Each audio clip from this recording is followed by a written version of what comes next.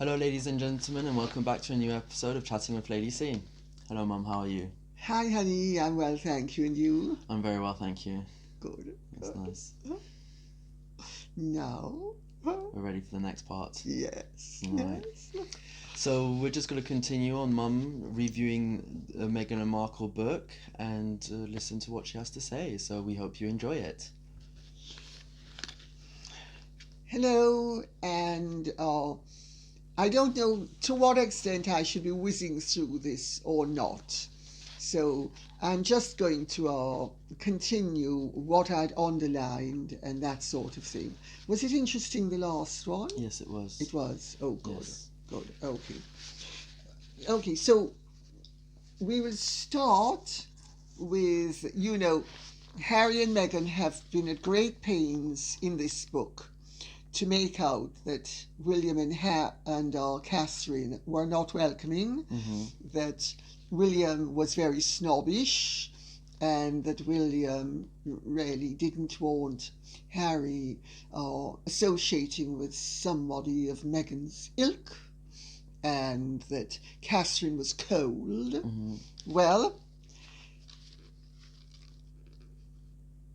the problem with when you lie, but you also are sometimes speaking the truth, is that you give the game away.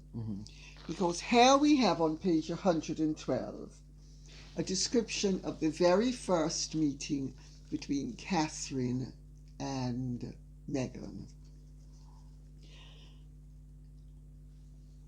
Meghan bought a present for the Duchess, who had celebrated her birthday just a day earlier.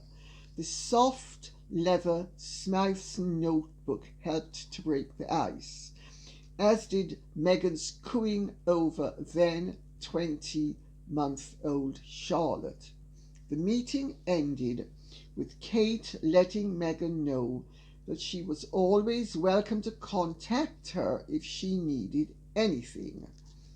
Having been through the experience of being a royal girlfriend herself, Kate knew how trying it could be to suddenly have one's personal life laid bare. Well, how does that square away with being cold and being snobbish and being stuck up and being unwelcoming? I mean, Catherine Cambridge is not the sort of person to fawn over people. Meghan loves everybody fawning all over her, as we all know. But Catherine is not the sort of person to fawn. But, what could have been more welcoming than, say, the doors open? So I just thought I'd make that little point. Then I look at the next page, and I'm sorry, I am obsessed with grammar. Although the pair weren't, this is clearly amid scabies, pairs are not, when they're singular, weren't or aren't. They are wasn't and isn't, etc. The pair wasn't. Then the pair again were. No, it's the pair was. It's a collective noun, and it's a singular collective noun. And a singular noun takes a singular verb. Obviously amid scabies and not cowering Durand. I'm going to skip over the Tommy Inskip wedding, which is recounted here, because the whole wedding is subject to very much controversy. And being Jamaican, and because it was held in Jamaica, and I know people who were there, and in fact it was held at John Pringle's creation, Round Hill. So I don't want to drop my Jamaican friends in the brown stuff. So I'm going to skip over that.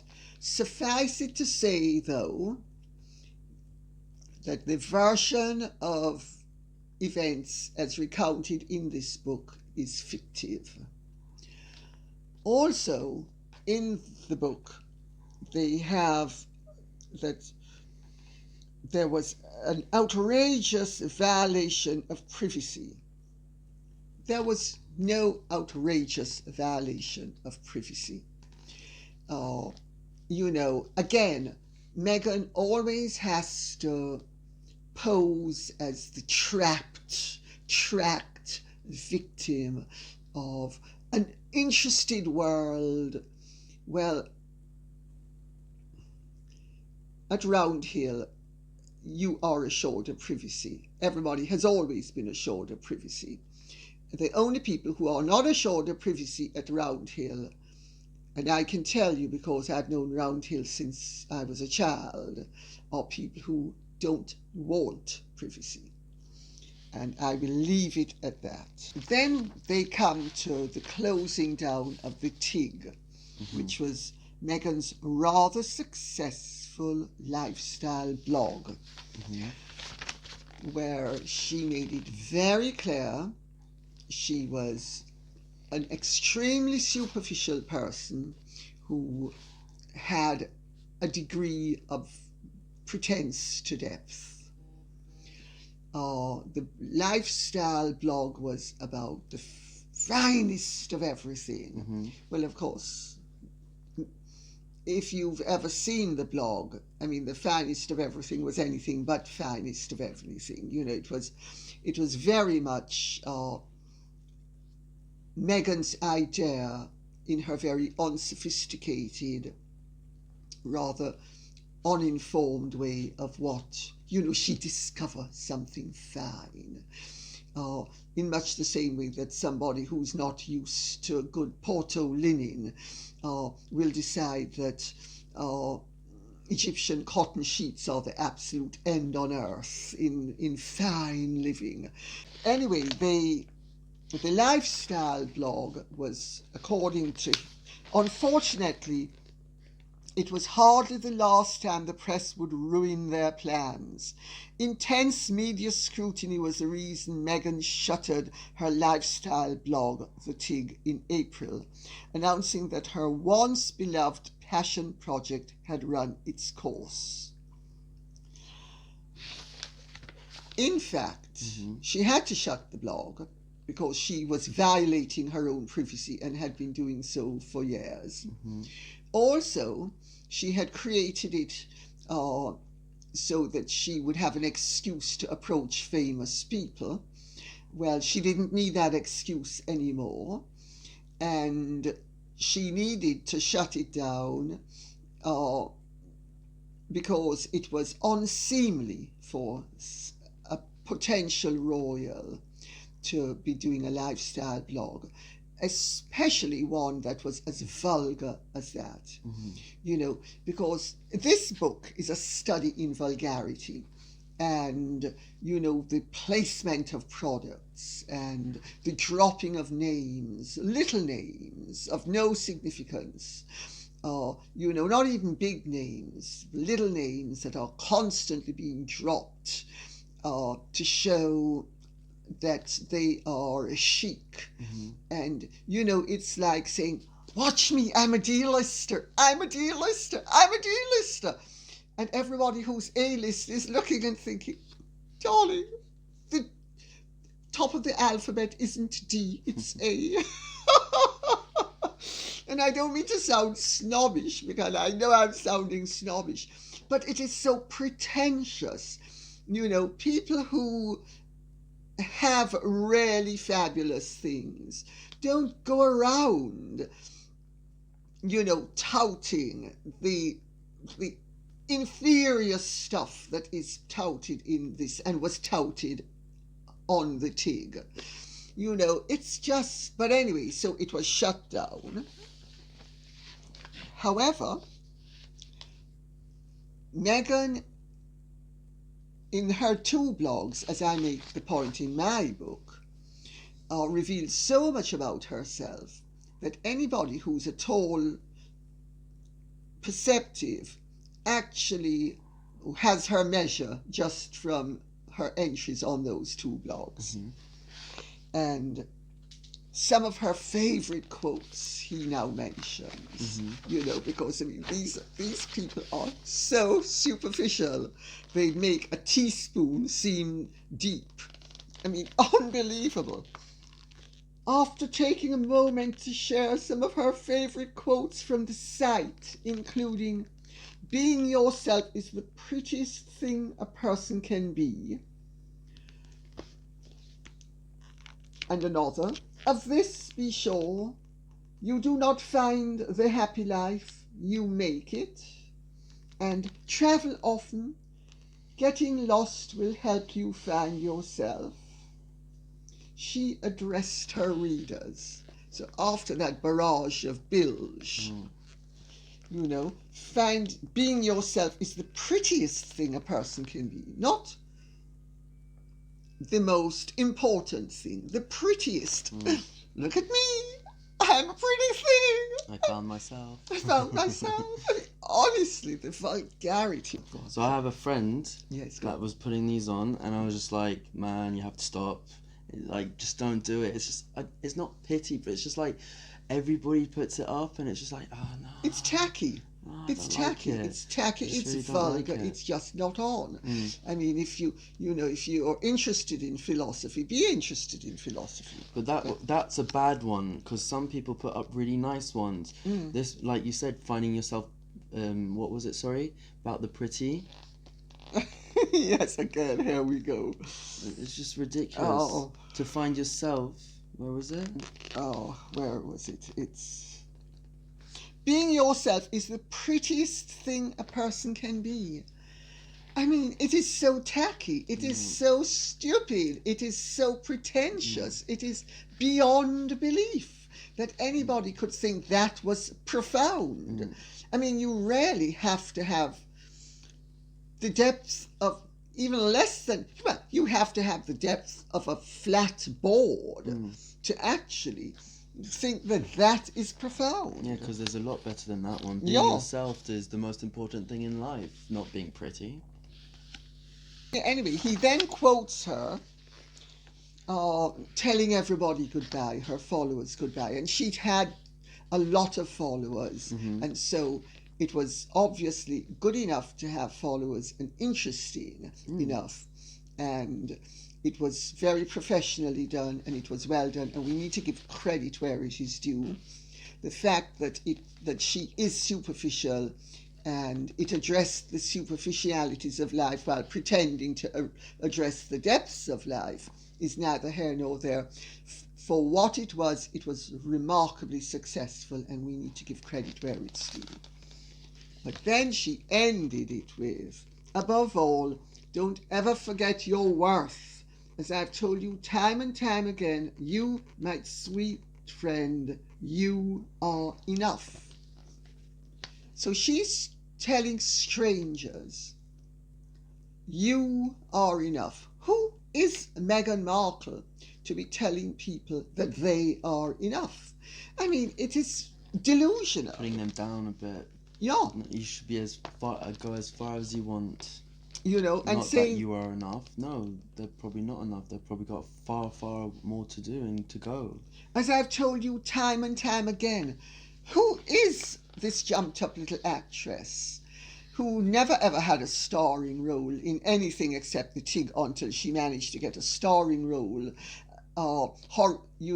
with Harry, that she's telling her people, as I've told you time and time again, you are enough. I mean, if you talk about tacky, anyway. So, but it shows what we're dealing with. So,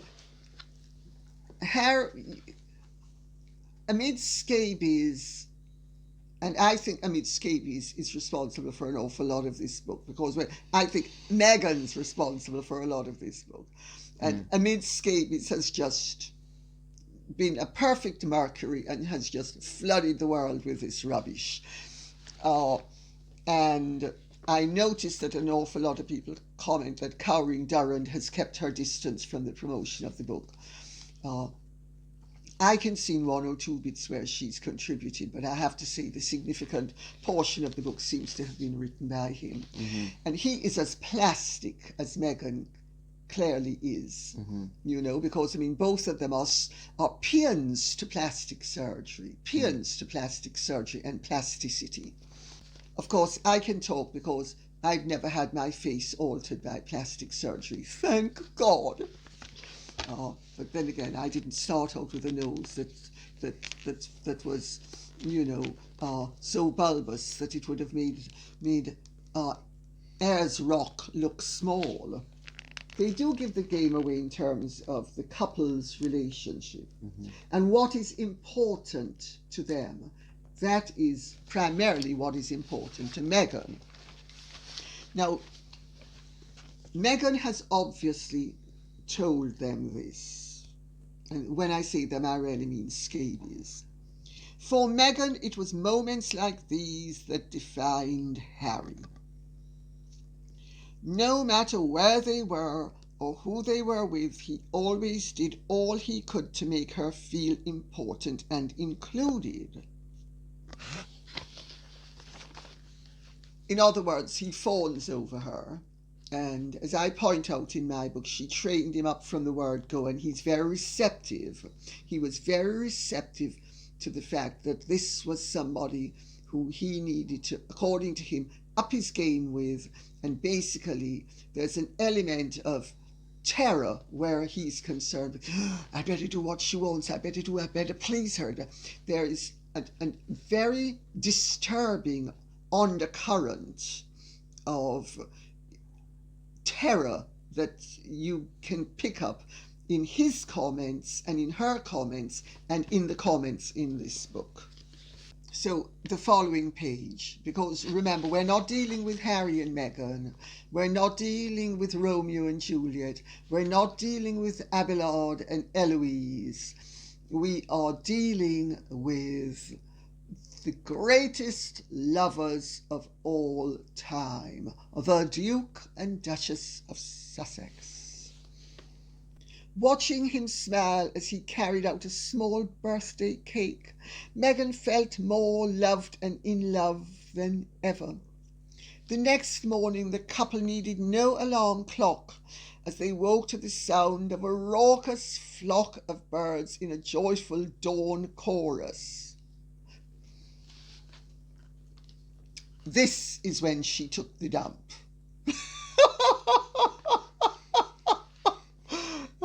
God. I mean, you couldn't make it up. This is so tacky. And they go on. I don't know to what extent I should be going on about all of this trivia, because I don't know to what extent people will find it interesting. For Harry, the subject was an easy one. They had made a promise to never leave each other's sides, and it was a promise he intended to keep. That is an admission of codependency. No healthy couple stays together 24/7. No healthy couple cannot be apart. Health requires that each person share his or her life with their loved one and with others. You know, you do not become one person. I know in the Bible it says that you're supposed to become one person, but you don't. No healthy person does. But it's inadvertently an admission of codependency, and they are clearly codependent. She's the dominating party and he is a subservient in the relationship, and it's very obvious to everybody. And so a relationship takes time to build. I feel like a lot of people nowadays are just rushing into it. I got asked this weekend, so you thinking about getting married? I'm like, I'm in a 1-year relationship. build the relationship after. Then what? In 1 year after, we've had a house, or we bought an apartment or a house, and then we're breaking up and splitting everything because we didn't even build a relationship of being with each other. It's ridiculous, people jumping into stuff nowadays like that. Well, you're speaking to the converted, because you're speaking to somebody who got married very quickly. And must run in the family. Marry in haste and repent at leisure. And believe me, I have spent several years repenting at having married in such haste, and I'm glad that you take such a sensible and mature view of things. But you see, in my day, every girl had to get married. It was the only thing that any girl from a good family had. If you didn't get married, you didn't have a life worth living. And so we all knew we had to get married. And my choice was between Colin Campbell, who was divinely attractive and great fun, wonderful personality.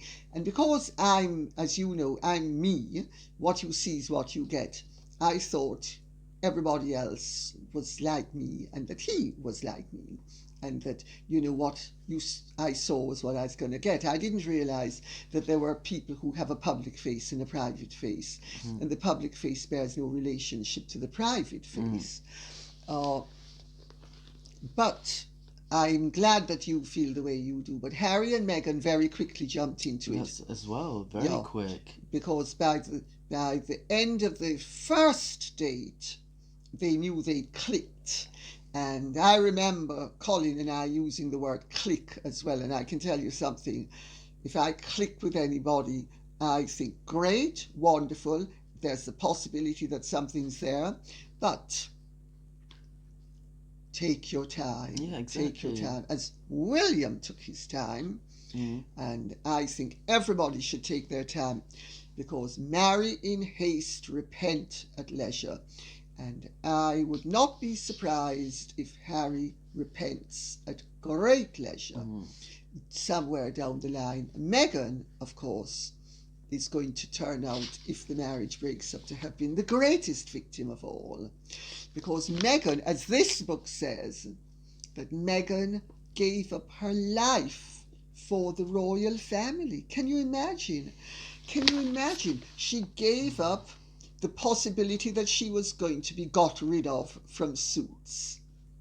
And if she wasn't got rid of from Suits, Suits was winding down in any event, and she'd never had a proper role before, and she has never had a proper role since, and the likelihood was that she wasn't going to have another proper role. She was giving up, approaching places like the UN, offering to volunteer and to make the coffee, and then managing to get herself in such a position that she would be one of the countless people who have given an address at the UN, because it's not the big deal that people seem to think it is. So yet again, but she still, actually, that's, you know, the habit of approaching people and what, you know, I forget the expression that they use nowadays where you approach people. It's some expression, I don't remember what it is, but she always has approached people, and she still does it. Oh, reaching out, that's right, reaching out. She reaches out, you know. She reached out and did a video to the graduating students of her high school, notwithstanding the fact that the school didn't ask her to do it and the school didn't acknowledge it. And, you know, she reached out to that. She reached out to Gloria Steinem. She's reached out to virtually everybody who has then posted anything she's done in the last 6 months. She's reached out to charities. She's reached out to schools. She's reached out to political organizations. In other words, she's approached them and said, I want to be a part of your show. And so she's done that. Well, she's a great reacher out, and she's always been a great reacher out. but we are deviating from the book, which is very entertaining in its pretentiousness as well. For instance, several times amid scabies uses a very tacky expression. While in Africa, he did a little secret diamond scouting with a close friend who helped him to source the perfect conflict-free stone. I mean, have you ever in your life heard of any gentleman sourcing a conflict-free stone? I mean, the vulgarity of it all is what gets me. Conflict, and this is an expression that is repeated time and again in this book. Conflict-free stones. I mean, you're wading not only in treacle and feces, but also in tackiness and vulgarity of the highest order. So, next one. Skippy advised they live together before doing anything more serious. He said his words came from a good place, but Harry didn't totally see it that way. It felt like his friend was implying that Meghan couldn't be trusted and had ulterior motives. Well, maybe there was recognition going on there, Harry. It really hurt him that someone he was so close to could not trust his judgment, the source said. Well, of course, the source is Meghan. The source is Meghan. So now we come on to another interesting revelation that is inadvertent, because I don't only want to pick up all the lies and all the stupidities. I want to pick up the inadvertent admissions where these dumbos have actually spoken the truth without realizing it, because what makes this book so interesting and why I have recommended to people that they read it is that at the very moment that amid scabies and cowering Durand, to the much lesser extent, because she most likely might have written 2% of it, let's hope she gets 50% of the profits, they are absolutely, at the moment they're building up Meghan and Harry, they're actually ripping them down. Because at the very minute they're overinflating these really very, well, Harry's virtually uneducated, and Meghan is educated up to a point, but wasn't bright enough to pass the State Department exams to get in at the lowest rung into the State Department, which has hundreds of thousands of employees. So that should tell you how bright she is. I mean, I noticed several people told me she's fiercely intelligent, and she certainly has a lot of stuff going on here, but I'm not so sure that I would actually personally categorize it as fierce intelligence. I would categorize it as overactive thinking, and the synapses of a hustler. Let's put it that way. But here we have, around the same time that Skippy took Harry aside, Prince William decided to confront his brother over his own concerns. A happy and content Harry is rare, so to see him practically skipping around was a delight. I just want to say something, because it's saying that he's never been happy before. Is that what it's saying? That's right. Okay, I had a talk with a friend this weekend. Yes. We said before he met him, he was a lot... before he met Meghan, he seemed happier. Yes, he was, because what she's done is she's put him in touch with his dark side. Now he's always like this. Before we would see him coming out of clubs, restaurants, and he always had his friends or a girl or a model or somebody that he was, and he always had that cheeky smile on his face. Now he's just like this, always. Mm. So, okay, that's an interesting bit of the book. But it shows Mm-hmm. that Harry, who we do know has had mental health problems for much of his life, there it is in black and white, is a happy and content Harry is rare.